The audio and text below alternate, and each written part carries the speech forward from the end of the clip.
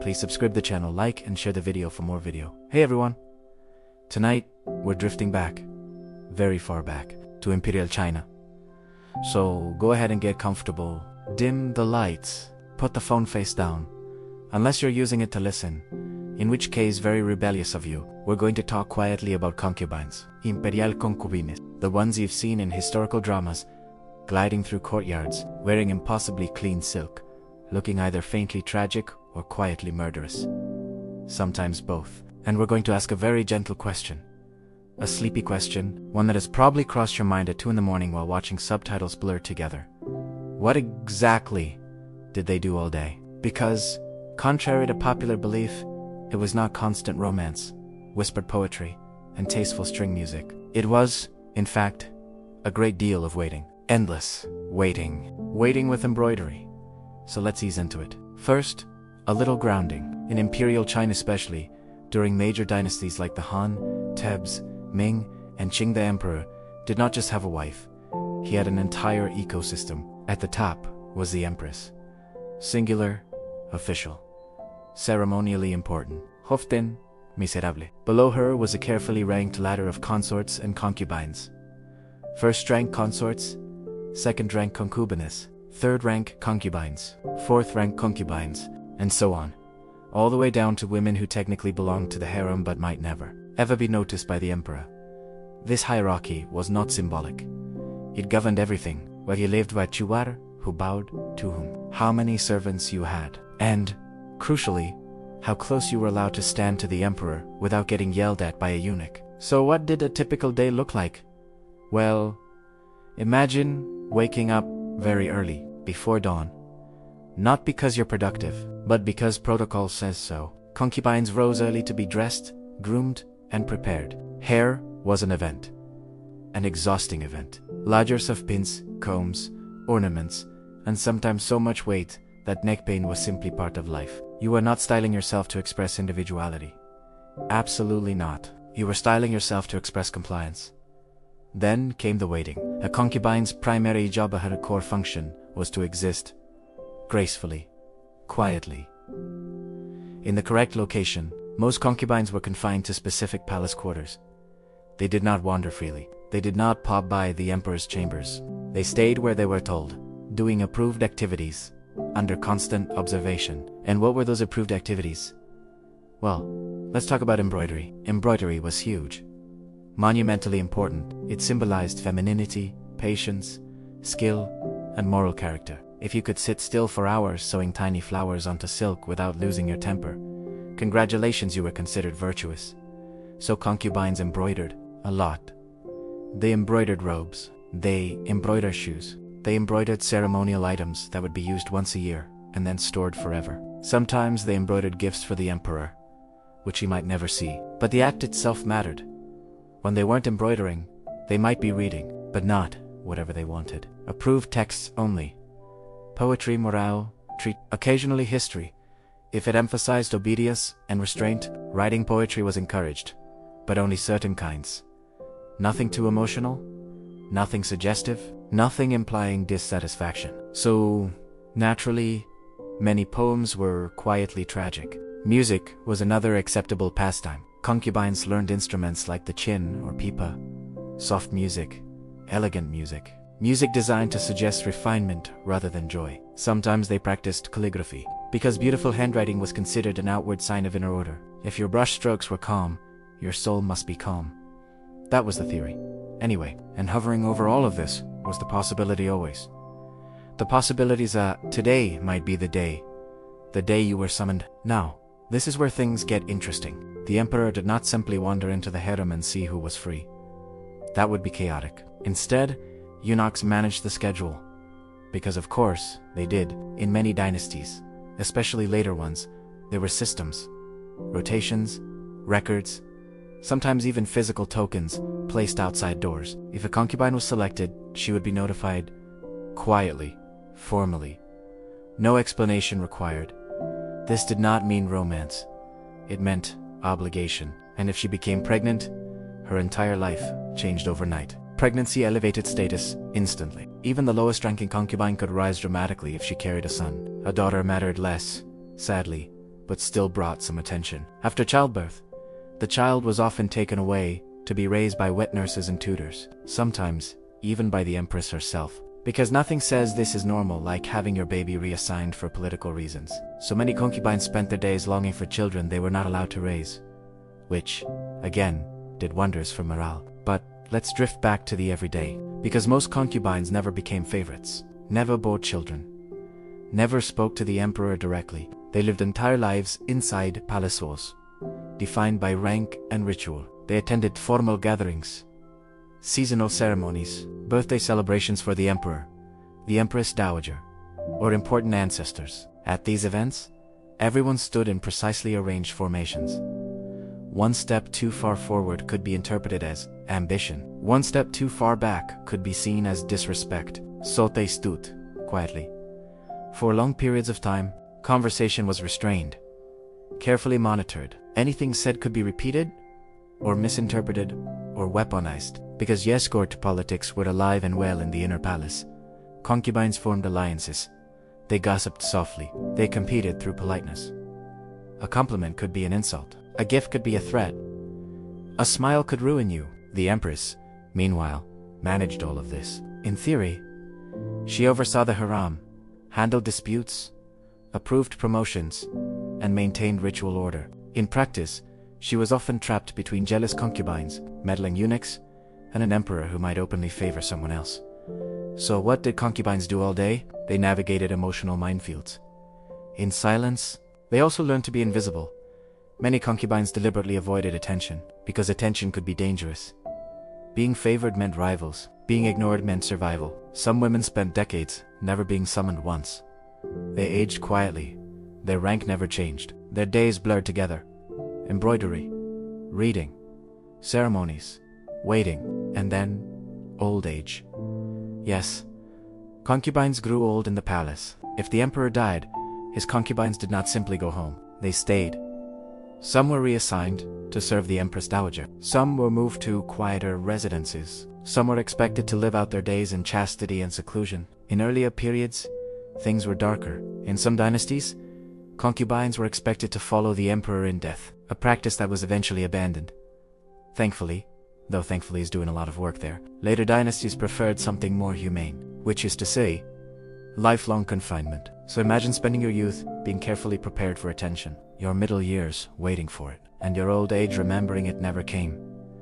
All inside beautifully painted walls. It's easy to romanticize concubines as powerful figures. And yes, some were. A few rose to extraordinary influence. Empress Wu Zetian began as a concubine, after all, and she did not remain quiet, but she was the exception, the dazzling, terrifying exception. Most concubines were background figures in history, women whose lives were meticulously controlled, carefully recorded, and emotionally neglected. So when you see them drifting through palace dramas, moving slowly through courtyards, looking thoughtful, they're probably just waiting for a summons, waiting for relevance, waiting for the day to end. And on that deeply restful note, let's let the palace grow quiet for a moment. The lanterns dim. The embroidery frames are set aside. When you're ready, we'll drift gently onward to the next carefully managed disaster. Alright? Still with me? Good. Let's drift back into the palace, very quietly, so we don't attract attention. Because attention, as we've established, is a mixed blessing at best. In this part, we're going to talk about rivalries, not the dramatic, hair-pulling, wine-throwing kind you see on television. Those would have been frowned upon. No, these were slow rivalries, polite rivalries, the kind where everyone smiles while mentally keeping score. Because when does there sometimes hundreds of women are confined to the same enclosed world, ranked by desirability, and given nothing to do but wait. Competition becomes inevitable, and it becomes very quiet.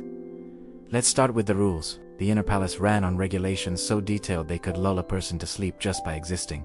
Who could wear what color? Who could use what fabric? Who could decorate their rooms with which patterns? Yellow, for example, was imperial. You did not wear yellow unless you enjoyed consequences. Even small details mattered to slavey length. Hair, ornament, placement.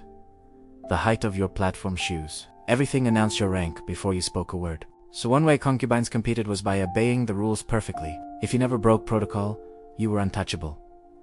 Dull, but safe. Others took a more creative approach. They obeyed the rules while making sure someone else didn't.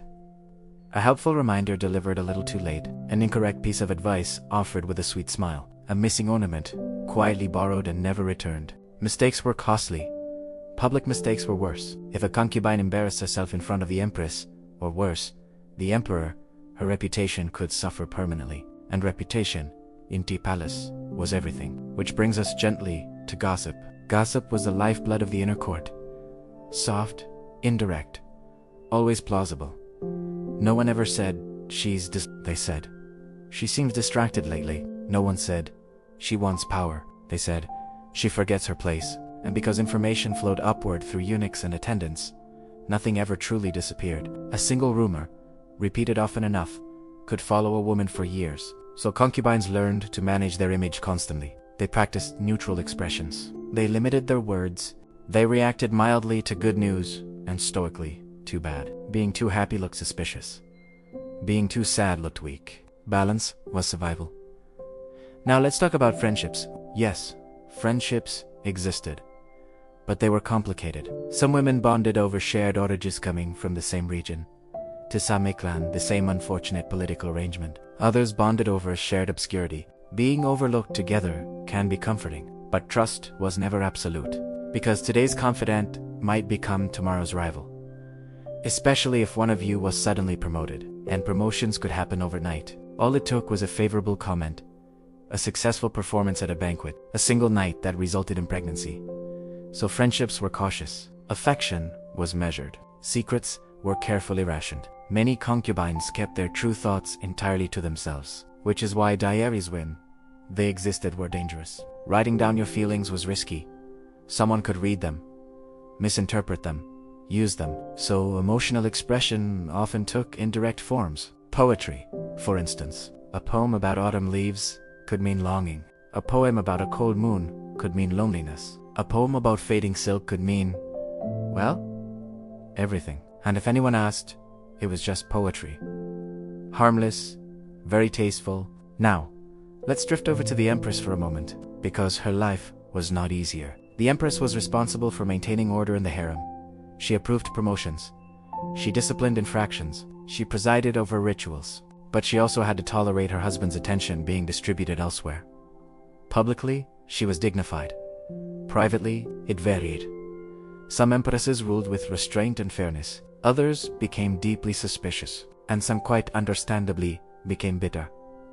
If an empress had no son, her position was insecure. A favored concubine with a son could threaten her status. So tensions between emperors and concubines were structural, not personal. They were built into the system, which is why the palace never truly relaxed. Even during festivals. Festivals were supposed to be joyful.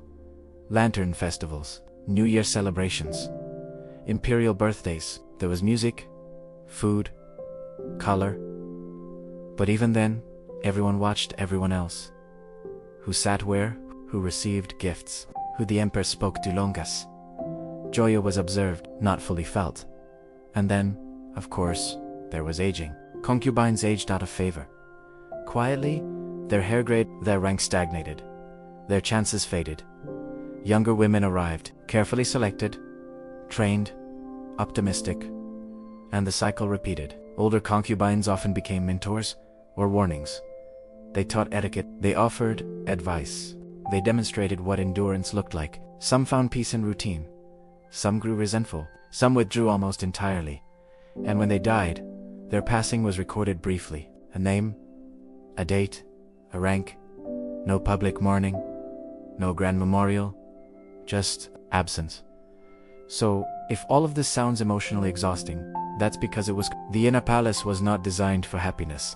It was designed for order, and order, when applied to human lives, has consequences. So as we let this part fade, imagine the courtyards at dusk, the sounds of footsteps echoing, 10 stopping, lanterns being lit one by one, women returning to their quarters, sitting alone, thinking carefully, saying nothing.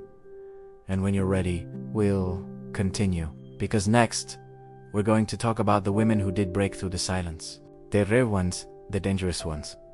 But not loudly, never loudly, just slowly and calmly. Rest for a moment, alright? Let's continue.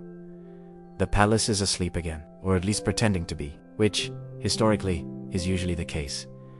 Up to now, we've talked about the many, the quiet majority, the women who endured, adapted, and vanished politely into the margins of history. Now, very gently, we're going to talk about the exceptions, the concubines who did not remain background figures, the ones who learned the rules, and then leaned on them until something cracked. These women were rare, uncomfortable, and deeply inconvenient to everyone in charge. Naturally, history remembers them. Let's begin with an important clarification. Ambition in the inner palace was not supposed to exist. Concubines were meant to be receptive, grateful, and still. Any sign of strategies was treated as a moral failing. So when a concubine was intelligent, observant, and patient enough to navigate the system successfully, it created a problem, because intelligence could not be openly punished, only disguised as misconduct, which is why many powerful concubines mastered the art of appearing harmless. They spoke softly, they deferred often, they expressed gratitude constantly, and they watched everything. They watched which eunuchs carried influence, which ministers visited frequently, which empresses were strong, and which were ceremonial. They noticed patterns, because patterns are where power hides. Take Wu Zikhan, she is unavoidable. History insists. Wu Zishan entered the palace as a low-ranking concubine during the Thames dynasty. Nothing special, on paper. One among many. Then the emperor died. Normally, this would have been the end. Concubines of deceased emperors were often sent to convents, quietly removed from relevance. Wu Zishan did go to a convent, briefly, and then because of course she did succumb back, she returned to the palace under the next emperor, became a favored consort, then empress, and eventually ruled as emperor herself, not empress consort, not regent. Emperor, this was unprecedented, unsettling, and extremely effective. Wu Zita used the same skills every concubine needed to survive patience, restraint, observation, but applied them without apology. She rewarded loyalty, she punished opposition, she read reports obsessively, and she understood something crucial. The palace was already political. She was just honest about it. Naturally, later historians were horrified. They described her as cruel, manipulative, unnatural, which, in historical writing, is often code for she succeeded. But Wu Zishan is memorable precisely because she was unique. Most women who attempted similar paths failed. Quietly, or catastrophically. Some were accused of witchcraft, a convenient charge, difficult to disprove, very final. Others were implicated in scandals involving heirs, poisonings, forgery, disrespect. Whether the accusations were true mattered less than whether they were useful. So for every Wu Zishan, there were dozens of concubines who reached too far, too fast, and paid for it. Which brings us to a softer kind of influence. Not all power was loud. Some concubines influenced emperors emotionally. They listened, they sympathized, they validated, which, as it turns out, can be extremely persuasive. An emperor who felt understood might seek advice, or comfort, or reassurance, and a suggestion offered gently, repeatedly, in private, could shape decisions. These women rarely appeared in official histories as powerful. They were described as beloved, virtuous, or kind, which sounds harmless, and often wasn't, because shaping someone's worldview is a form of power, a quiet one, but lasting. Of course, this influence ended the moment favor shifted. A single mistake, a newer face, a rumor, and the carefully built position collapsed. So, even powerful concubines lived with they slept well only in hindsight. Let's talk, briefly, about failure, because most attempts at power ended badly. A concubine accused of ambition might be demoted, confined, cut off from allies. In extreme cases, she might be forced to take her own life, quietly, with dignity, for the good of the palace, which is a phrase that solves many problems. So ambition required not just intelligence, but timing, an understanding of when not to act. The most successful women waited. They watched, they endured long stretches of invisibility, and then, when circumstances aligned, an aging emperor, a weak empress, a disputed succession, they moved. Slowly. Now, before we drift onward, it's important to say this.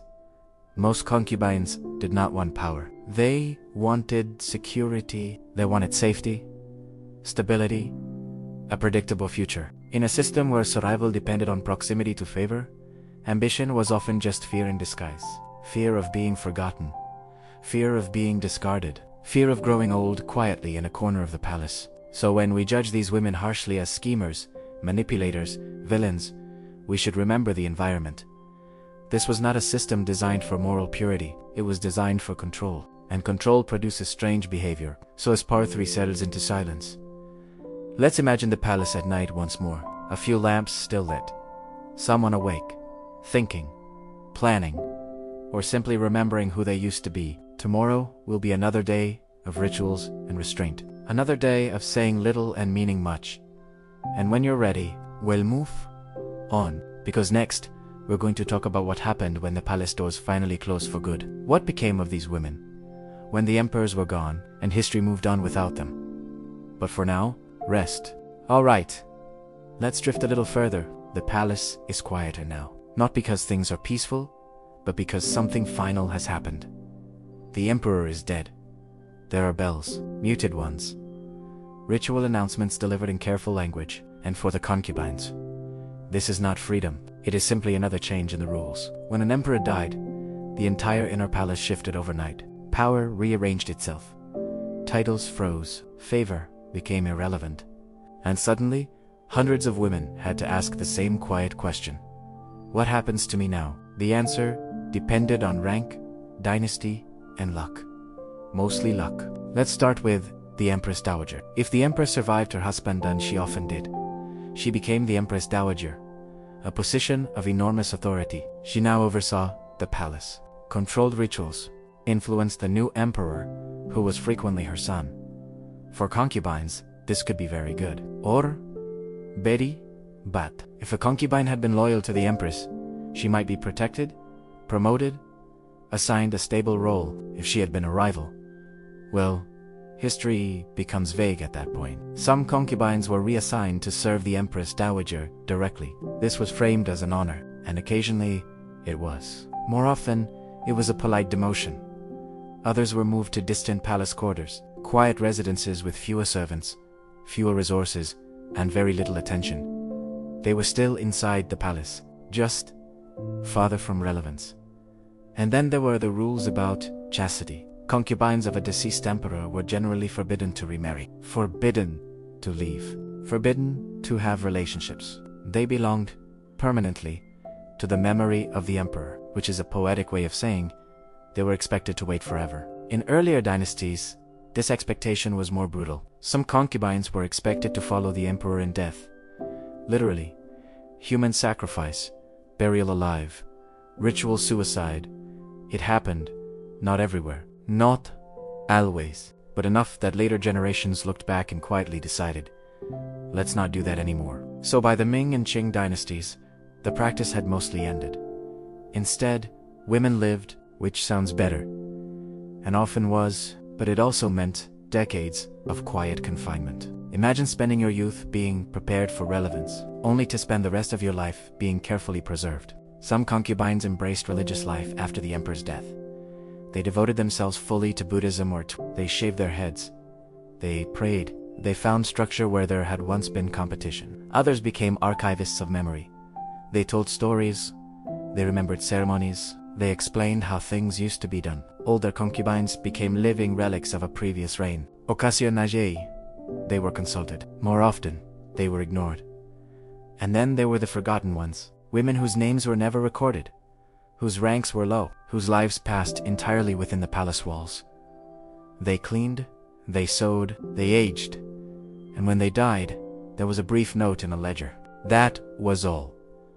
Now let's talk about the rare alternative. In some cases, very rare cases, concubines were allowed to leave the palace. This usually happened if they had entered very young, never been favored, and had no political significance whatsoever. They were released quietly, given a small stipend, sent back into a world they barely remembered.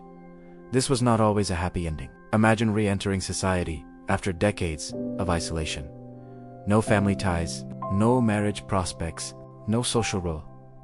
Freedom, yes, but lonely freedom. So when we imagine palace life ending with the emperor's death, we should resist the idea of closure. There was no dramatic release, no final chapter where everyone went home. The palace continued, the rituals continued, the waiting continued, just with different names. And perhaps the strangest part of all was how quickly the living emperor became history. Portraits replaced presents. Ancestral tablets replaced conversation. The man who had determined everyone's fate became incense smoke and ceremonial phrases, and the concubines adjusted, as they always did. They learned new rules, new hierarchies, new ways to be quiet. So as part 4 gently fades, picture the palace years later. Familiar corridos, different faces, the same silence. Somewhere, an elderly woman sits by a window. She once mattered very much. Now she remembers. And memory, in a place like this, is its own quiet burden. Rest for a moment, because next, we'll step back even further. Away from individual lives, and toward the question that lingers behind all of this. Why did so many societies build systems like this at all? But not urgently. Never urgently. Just slowly. Alright, just a little further now. We're going to step back from the palace walls. Not quickly, just enough to see the shape of things. Because after spending all this time with concubines, their routines, their rivalries, their quiet endurance, there's a question that hums softly underneath everything. Why? Why did so many dynasties build a system like this? Why invest so much effort, regulation, and emotional strain into managing people who mostly waited? The answer, as always, is not romantic. It's bureaucratic. Imperial concubinage was not primarily about desire. That was incidental. Convenient, occasionally disastrous. The real purpose was succession. Empires are fragile things. They look solid. They are not. The greatest threat to any dynasty was not invasion, famine, or rebellion. It was uncertainty. Who comes next? So emperors were expected to produce heirs.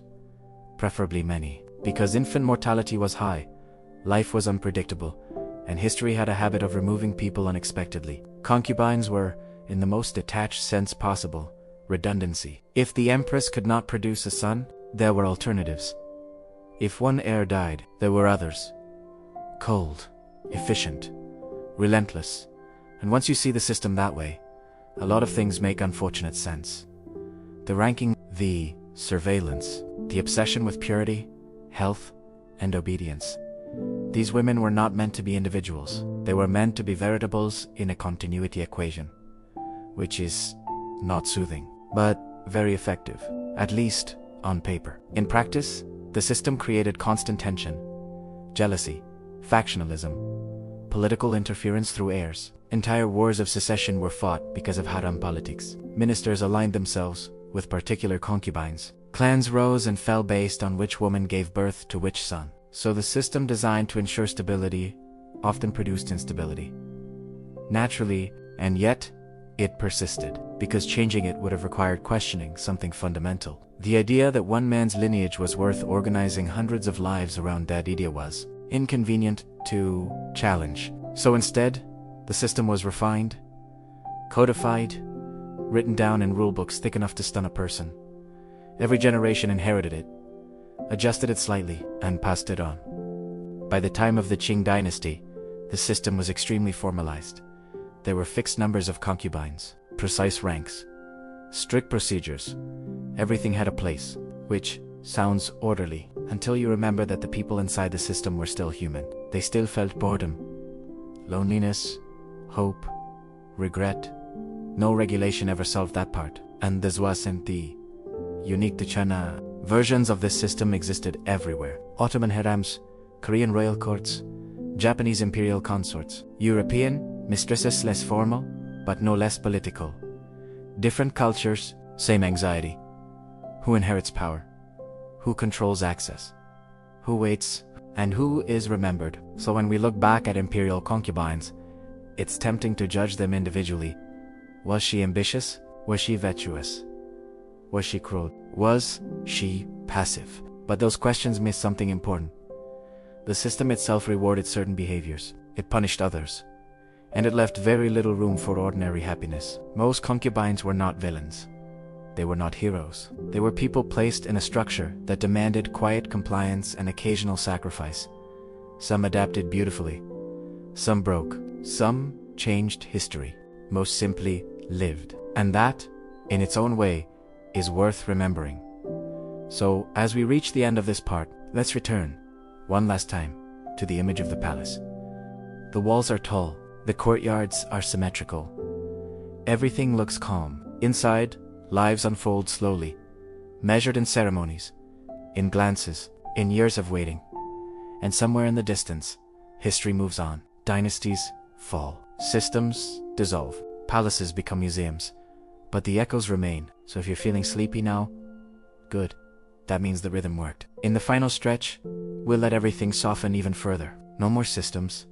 No more hierarchies. Just the quiet after history has finished talking. But not yet. Rest here for a moment. Visit channel for full video.